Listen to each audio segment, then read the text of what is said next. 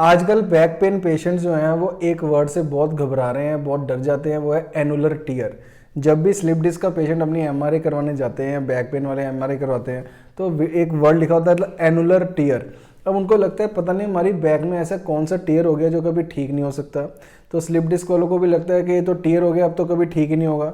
तो एक बेसिक सी चीज़ है, मैं आपको बताऊंगा कि एनुलर टीयर होता क्या है, किस तरह से हमारी डिस्क बाहर आती है, क्योंकि ये जानना इतना ज़्यादा ज़रूरी है। इससे आपका जो डर है वो बिल्कुल ख़त्म हो जाएगा, क्योंकि आपको पता लग जाएगा कि किस तरह से हमारी डिस्क बाहर आ रही है। तो इससे डरना बिल्कुल नहीं है। 3 सिंपल स्टेप्स है जिसमें आपको समझ आ जाएगी कि ये डिस्क किस किस तरह से बाहर आती है।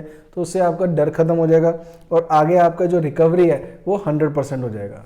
तो अब हम एक तरीके से समझते हैं कि एनुलर टीयर के बाद डिस्क बाहर कैसे आती है और एनुलर टीयर क्यों रेडियोलॉजिस्ट लिखते हैं। अब मान लीजिए ये है एनुलर रिंग्स, यानी कि एनुलर रिंग्स जो कि हमारे डिस्क को, हमारे न्यूक्लियस पल्पोसस को होल्ड कर रखते हैं अंदर, तो फ्लूइड को होल्ड किया होता है।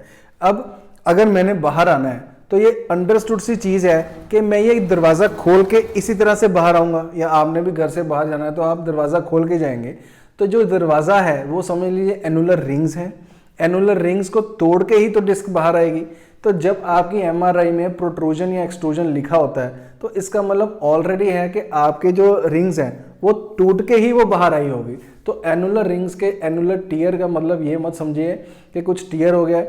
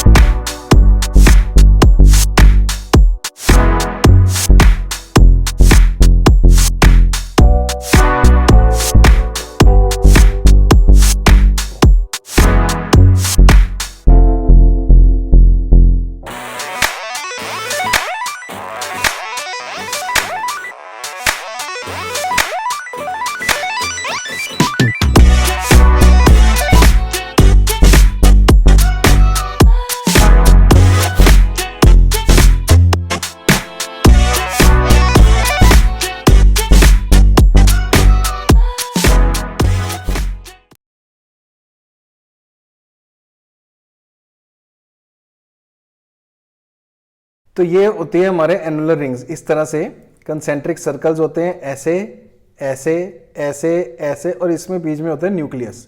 अब मान लीजिए ये 20 रिंग्स हैं यहाँ पे आसपास, ये 20 रिंग्स हैं। अब इतना हम अपनी स्पाइन को यूज़ करते हैं कि इसमें से 3-4 रिंग्स जो हैं वो ऑलमोस्ट सबके ही टीयर होते हैं। तो इसमें कोई बड़ी बात नहीं है अगर एनुलर टीयर लिखा भी हो। अब प्रॉब्लम कब आती है, जब इस फ्लूइड ने उस रिंग के बाहर इस तरह से, मान लीजिए ये फ्लूइड है, वो ऐसे बाहर निकलने शुरू हो गया। जो रिंग्स टूटे हैं, क्योंकि फ्लूइड को जगह चाहिए उस जो हमारा न्यूक्लियस पल्पोसस, जब इसको हम डिस्क, एक तो डिस्क लोगों को लगता है कि पता नहीं कौन सा स्ट्रक्चर है, वो एक जेल लाइक स्ट्रक्चर होता है। न्यूक्लियस पल्पोसस जो है उसको, सारे फ्लूइड को उसने जेल को कंटेन करके रखा होता है। तो जब उसने बाहर आना है तो रिंग्स को तोड़ के ही वो बाहर आती है। तो इसलिए जब आपका प्रोट्रूजन लिखा होता है, प्रोट्रूजन मैं बताता हूँ किस तरह से होता है। इस तरह से हमारा है। अब ये जो हमारा न्यूक्लियस पल्पोसस है, जब वो रिंग्स के साथ साथ ही बाहर आ जाए, ऐसे फ्लूइड आ रहा है, ये रिंग्स के साथ साथ, यानी कि रिंग्स को स्ट्रेच करता करता बाहर आ जाए। अभी रिंग्स की जो है वो स्ट्रक्चर टूटा नहीं है, रिंग्स क्या है, ये उसके साथ साथ ही बाहर आ जाए ऐसे। ये फ्लूइड जो है ये रिंग्स के साथ साथ ही बाहर आ जाए, उसको कहते हैं हम बल्ज और प्रोट्रूजन, यानी कि स्टेज 1। ये मैंने एक पूरे वीडियो में बताया कि प्रोट्रूजन, एक्सट्रूजन, एनुलर टीयर और सीक्वेस्ट्रेशन 4 स्टेजेस हैं, वो किस तरह से होती हैं।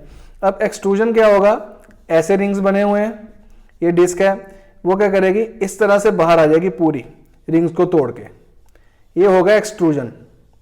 यहाँ पे हमारी जो डिस्क का फ्लूइड होता है वो पूरा बाहर आता है। और सीक्वेस्ट्रेशन में क्या होता है, बाहर आके ऐसे उसके पार्ट्स बन जाते हैं, वो 3 पार्ट्स में डिवाइड हो जाता है। तो सबसे 4th स्टेज होती है, सबसे डेंजरस स्टेज। उसमें क्या होता है, अगर L4 L5 वाली डिस्क निकली है, वो टूट के उसका एक पार्ट L5 S1 में भी फंस जाता है। तो कैनाल में सबसे ज़्यादा स्टेनोसिस करने का कारण सीक्वेस्ट्रेशन का होता है। पर हम बात कर रहे हैं इसमें एनुलर टीयर की, जिसमें आपको घबराना नहीं है। तो जो रिंग्स हैं ये बनते बिगड़ते रहते हैं। मैंने आपको पहले भी बताया था कि इसमें कुछ लेयर जो है वो टूटती रहती हैं, क्योंकि 20 है तो अगर 4-5 टूट भी गई तो कोई फर्क नहीं पड़ेगा। पर जब ये फ्लूइड इतने प्रेशर के साथ बाहर आता है तो सारे रिंग्स को तोड़ के बाहर आता है। तो ये बहुत अंडरस्टूड सा काम है, अगर कोई चीज़ बाहर आई है तो वो रिंग्स तोड़ के ही आई होगी। तो उसमें जब पहले ही एक्सट्रूजन दिख रहा है, प्रोट्रूजन दिख रहा है, प्रोट्रूजन में क्या करेगा, वो सारे जो रिंग्स हैं उसको स्ट्रेच करके अपने साथ ही ले जाएगा, अभी तोड़ेगा नहीं, उसको साथ में ले जाएगा, बल्ज आउट कर देगा। अब जैसे एक एग्जांपल है, मान लीजिए ये जो है डोर, ये एनुलर रिंग्स हैं और मैं हूं डिस्क का फ्लूइड। अब मान लीजिए मुझे बाहर निकलना है, तो मैं क्या करूंगा, दरवाजा खोल के ही बाहर जाऊंगा ना, या आप भी घर से बाहर निकलते होंगे तो दरवाजा खोल के ही जाते होंगे।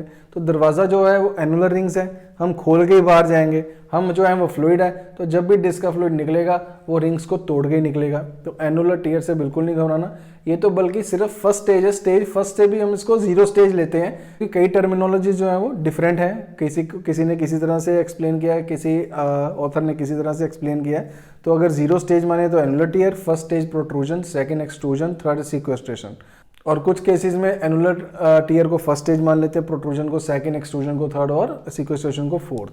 तो इस तरह से हमारे रिंग्स जो हैं वो टूटते हैं। तो इसलिए कोई भी घबराने की बात नहीं जब एनुलर टीयर अपनी एमआरआई में देखते हैं, क्योंकि ये एक बेसिक चीज़ है कि जब वो डिस्क निकलेगी तो रिंग्स को तोड़ के ही निकलेगी।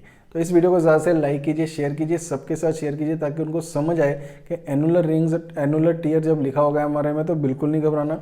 और मुझसे 1-to-1 कंसल्टेशन के लिए नीचे लिखे नंबर पर जाके अपॉइंटमेंट बुक कर सकते हो, उसकी छोटी सी फीस है, उसको पे करके आप 1-to-1 कंसल्ट कर सकते हैं। और बैक पेन से रिलेटेड आपको कोई भी प्रोडक्ट चाहिए, वेज पिलो हमारा, और परफेक्ट सपोर्ट का बैक रेस्ट है जो कार और चेयर पे काम आता है ऑफिस में अच्छी सिटिंग के लिए, तो वो हमारे sukoonphysicaltherapy.com पे जाके आप ऑर्डर कर सकते हैं, और नीचे लिखे नंबर पे जाके भी कॉम्बोज को ऑर्डर कर सकते हैं।